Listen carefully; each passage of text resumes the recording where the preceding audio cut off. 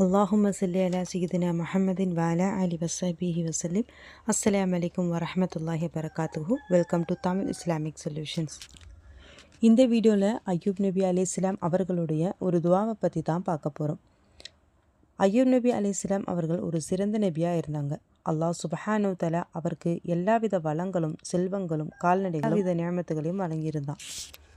அய்யூப் நபி அலைஹிஸ்ஸலாம் மீது பொறாமை கொண்ட ஷைத்தான் அல்லாஹ் கிட்ட சொல்கிறான், நீ கொடுத்த நியமத்தால் தான் அவர் உன்னை வணங்குறாருன்னு. அல்லாஹ் சுப்ஹானஹு வ தஆலாவுக்கு எல்லாமே தெரியும்.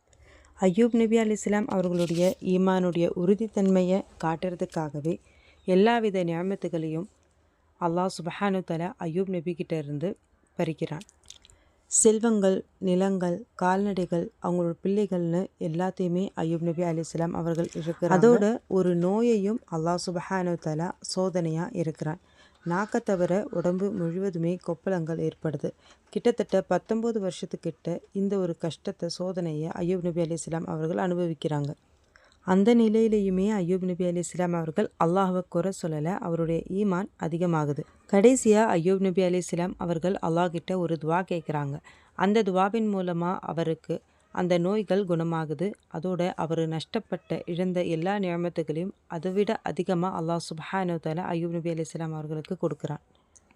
இதில் நம்ம கற்றுக்கிட்ட ஒரு விஷயம் என்ன அப்படின்னா, நமக்கு எவ்வளவு சோதனைகள் வந்தாலும் எவ்வளவு கஷ்டங்கள் வந்தாலும் நம்மளுடைய ஈமானை இழக்காமல் அல்லாஹ் மீது நம்பிக்கை வச்சு நம்ம கேட்கும்போது அல்லாஹ் சுப்ஹானஹு வ தஆலா நிச்சயமாக அதுக்கு பதிலளிப்பான். அய்யூப் நபி அலைஹிஸ்ஸலாம் அவர்கள் கேட்ட துவா இதுதான். ரப்பி அன்னி மஸ்ஸனி லுர்ரு வ அன்த அர்ஹமுர் ராஹிமீன். இதுக்கு பதில் சொல்லும் விதமாக அல்லாஹ் சுப்ஹானஹு வ தஆலா குர்ஆனில் சூரா அம்பியா 83, 84 சொல்லியிருக்கான். அவருடைய பிரார்த்தனைக்கு பதிலளித்து அவருக்கு ஏற்பட்டு இருந்த துன்பத்தையும் நீக்கணும்னு. அய்யூப் நபி அலைஹிஸ்ஸலாம் அவர்கள் கேட்ட இந்த ஒரு துவாவை நம்மளுடைய உடல் ஆரோக்கியத்திற்காகவும் நம்மளுடைய ஹலாலான முராதுகளுக்காகவும் நம்ம அல்லாஹ்கிட்ட கேட்கலாம். ஏன்னா இந்த ஒரு துவா அல்லாஹ்வை புகழ்ந்து பாடக்கூடிய ஒரு துவா தான். நம்முடைய துவாக்களில் எப்போதுமே பிஸ்மியும் ஹம்தும் முதல்ல இருக்கணும். அதை எப்போவுமே மறக்காதீங்க. இது மாதிரி யூஸ்ஃபுல்லான அமல்கள் தெரிஞ்சுக்கிறதுக்கு நம்ம சேனலை சப்ஸ்கிரைப் பண்ணுங்கள். இன்ஷா அல்லாஹ் நெக்ஸ்ட் வீடியோவில் பார்க்கலாம். அஸ்ஸலாமு அலைக்கும் வரஹ்மத்துல்லாஹி வபரகாத்துஹு.